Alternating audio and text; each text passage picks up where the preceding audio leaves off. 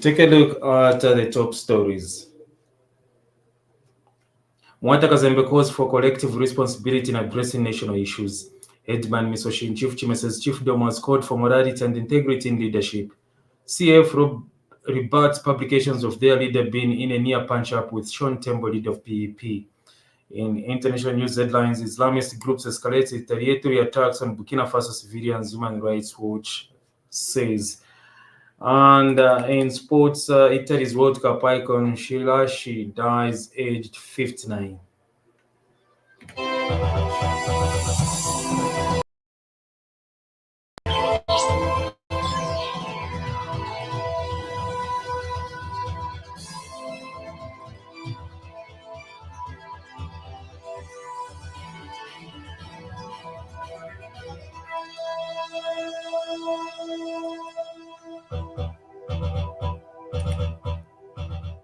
The KFM News. If it matters to you, it matters to us.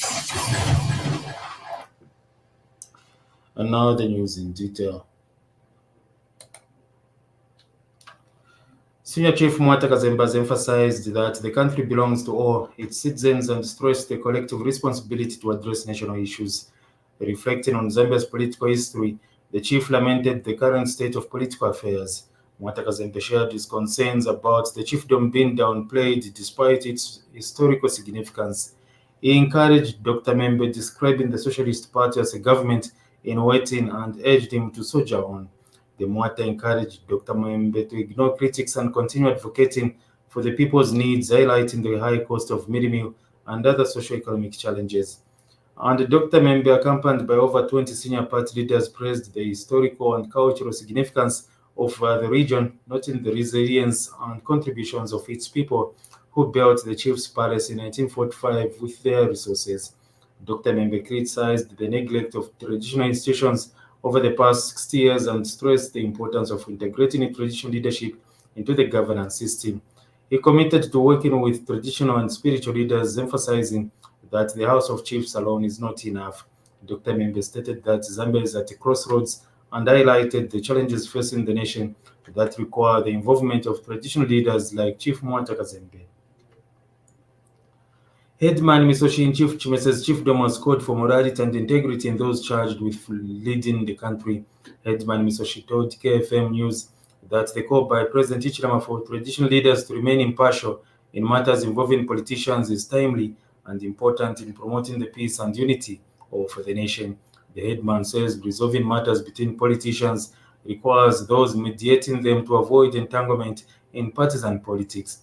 He adds that national unity is complicated and demands everyone's full participation from individuals to people in leadership at all levels in the country.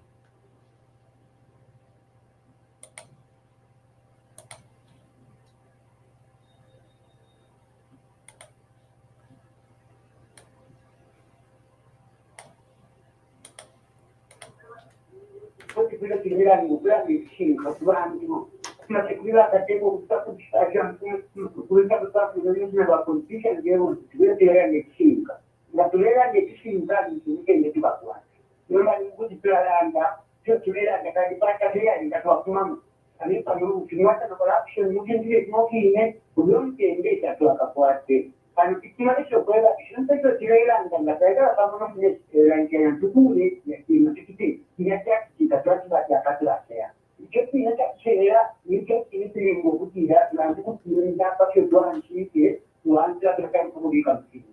Io che tu guardi. Tanto abbiamo scelto la scena, nego la minus. Sai che ho detto che vicino non va. A cosa tirando la vicino, che è tu guardi a sta. Che ha vengo tutti utili che tu guardi. Usciamo che ci abbiamo come come ci si può dire che c'è la show che si sana pusana. Chiingisha kwa chinga na mwingine kuna vita kutikanga jako bayala kapa yorwani kwa bayo mpenula ndu bayete ndishinda kya kupingishi bayete ndiro mtu kuingana yetu mlandu wa kuri ni shumutende wa kulabwera. The headman was reacting to President Hichilema's call for traditional leaders to avoid being partisan but promote national unity when he met 52 chiefs in Masaiti district. The opposition Citizens First president has refuted claims published in the Daily Liberation paper circulating on social media that President Hari Kalaba was in a near punch-up dispute with President Sean Tembo. Deputy chairperson for Mobilization for Citizens First Party, Hagai Mwewa, says the accusation published in the article of Daily Liberation paper is meant to dent the image of Hari Kalaba as a leader with the prospect ideal of reducing his chances of becoming president or for the Republic of Zambia. Mr. Mwewa says the resolution made to expel President Tembo, President Dan Pula, and President Peter Sinkamba from the United Kwacha Alliance UKA was not done by President Hari Kalaba, but was resolved by the executive of UKA under the chairmanship of Mr. Sakwiba Skota, that included other presidents in the alliance. Mwewa says the article is a total fabrication intending to mislead the public.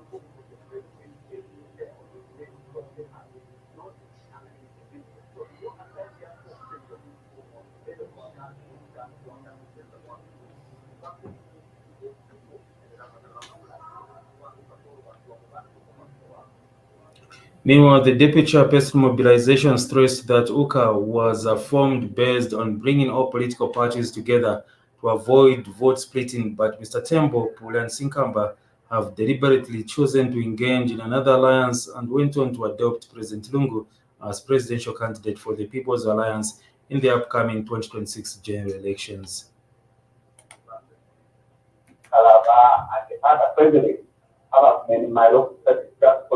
Esto va a ir mañana porque la ciudad. Va a ser una mano de la para pagar ya la forma lo que la ciudad va a marcar forma lo que va a dar y se va a cumplir la madera grande. Ellos son un tanto que ya están con ciudad y que no va a presentar poder, va a estar sin camba, va a estar en tiempo. Vale, pues yo está align kuma alliance de Andy a commission wa bene. Ellos van a kumbusha na panta imono kusangwa kuuka. Te wetu ngoma lo tap mene. Kapa yaman dorushon za kutira ba ule na baton temo na tutatsinga alliance na okwata mutango bale bonfu okufeza mo uala ba black bear elo ikoba citizen state nendo muri swali kalaba kwa sababu webo kutaka kwa kunena kutira whoever the UKA is going to adopt it to be a flag bearer in the alliance. We are going to run against that person in order just to retrieve the people of Ghana. Because radical are not going to land of divided we fought, united we stand. Lando kutiro mumwe umo, kautalanda. So if you land of the other nation from Ghana, abo bale ko kubiku bure sinera kwa kala kujika pantai. Nani mokuni to bale china mumi yao. Opposition People's Alliance for Change PAC says the 25% reduction in coal production by Mamba Coralis between January and June 24 compared to the same period in 2023 will put further stress on Zambia's energy sector. According to the latest minerals production report, Mamba Coralis coal production dropped by approximately 25%, equivalent to over 31,700 metric tons from January to June 2024 compared to the same period in 2023 amid plans to double its power generation capacity from 300 megawatts to 600 megawatts at an estimated cost of $400 million. In an interview with Phoenix News, PAC leader Anford Banda says the reduction in coal production is worrying, especially given Mamba Coralis' role as a backup solution in the current energy crisis. Mr. Banda says it is therefore wrong for governments to place too much emphasis on large-scale energy projects without considering immediate and practical solutions to alleviate power shortages. He believes government is focusing on mega energy projects like solar farms without learning from countries like South Africa, which encourage partnerships with local banks to help individuals go off-grid, freeing up energy for essential services. Zambia must prosper leader Kelvin Wadafi Ufuba has accused the president Hakainde Hichilema for expressing great ignorance of the law regarding the tenure for the presidency in Zambia. Mr. Fube, a lawyer by profession, says no lacuna exists about the holding of general elections in the country, as the constitution spells the month and the date on which the general election should be held. He says the lacuna only exists where the constitution of the law has not provided for a particular situation by mistake, oversight, or human error. He says the president was misleading the nation by claiming a lacuna exists in the holding of elections in the country.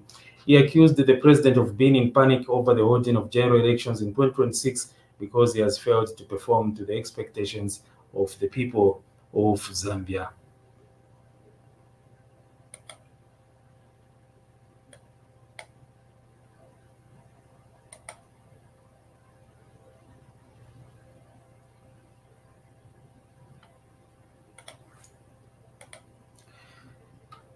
Still in local news, Transport and Logistics Minister Frank Tayali says government has secured land in Mwenzo area where a modern airport will be constructed in Nakonde district. Mr. Tayali says works on the airport will soon start as the officers responsible for finalizing drawings for the project. Tayali says the decision to construct an airport in Nakonde is long overdue, looking at its contributions to the country's trade and commerce. Mr. Tayali said there will be no trade to talk about in Zambia unless there is improvement in air, road, and rail transport, among others. The U.S. government has given Zambia an additional grant worth $367 million to help control the HIV epidemic. Health Minister Elijah Muchima says government, working with the President's Emergency Plan for AIDS Relief, PEPFAR, will in October jointly start implementing the second year of the two-year bilateral grant agreement. Dr. Muchima says the support, which is largely targeted towards scaling up and sustaining integrated HIV prevention, care, and treatment programs, has also helped to strengthen the Zambian health system through responding to other health threats. Speaking during the HIV quarterly stakeholders meeting in Lusaka, Dr. Muchima thanked the U.S. government for the financial and technical support Zambia continues to receive, which yearly stands at $400 million each year. Before we take a look on the international news, a recap on the local stories.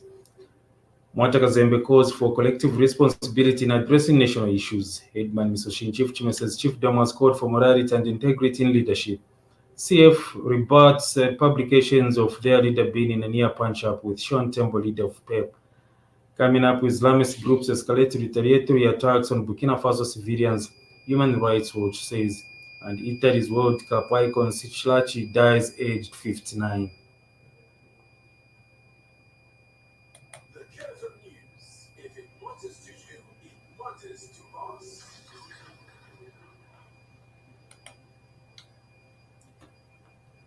Jihadist groups in Burkina Faso have escalated attacks on civilians, often in retaliation against communities for refusing to join their ranks or allegedly collaborating with government troops, Human Rights Watch said on Wednesday.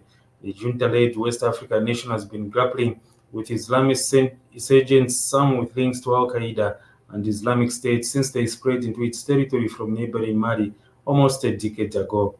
Military leader Ibrahim Traore has pushed for civilians to play a role in fighting the insurgency, recruiting thousands of volunteers, army auxiliaries known as VDPs, and more recently requiring civilians to dig off defensive trenches. The jihadists have been retaliating with increasingly deadly attacks on civilians, Human Rights Watch found. The watchdog documented 7 jihadist attacks between February and June that led to at least 128 civilian deaths. Insurgents targeted villages, a displaced people's camp, and worshippers in a Catholic church. US President Joe Biden on Tuesday called on Sudan's warring parties to re-engage in negotiations to end the war that has been ongoing for more than 17 months. More than 12,000 people have been killed across Sudan since the war started on April 15, 2023. The conflict began when competition between Sudan's army and the paramilitary Rapid Support Forces RSF, which had previously shared power after staging a coup, flared up into open warfare. Biden said the RSF assault is disproportionately harming Sudanese civilians and called on the armed forces to stop indiscriminate bombings that are destroying civilian lives and infrastructure. In sports, Italian icon Silvetto Schillaci, the top scorer at the 1990 World Cup, has died aged 59. Schillaci, better known as Totò, scored 6 goals to win the Golden Boot at the 1990 World Cup on home soil. Italy lost in the semi-finals, but Schalke was also awarded the Golden Ball as the best player and gained hero status. Schalke was diagnosed with colon cancer in 2022. Capped 16 times for his country, scoring 7 goals, he represented Italian giants Juventus and Inter Milan after beginning his club career at Juventus, whom Schalke joined in 1989, said, and I quote, "We immediately fell in love with Totò, his desire, his story, his being so wonderfully passionate, and it showed in every game he played." End of quote. Edouard Chilufya scored in Midtjylland's 4-1 demolition of Hillerød in the Danish Cup. The 25-year-old returned to action following a knock he picked on international duty against Ivory Coast, which ruled him out of the 3-2 victory over Sierra Leone. Chilufya started the match and scored in injury time to give the Danish giants an emphatic victory over the second-tier side.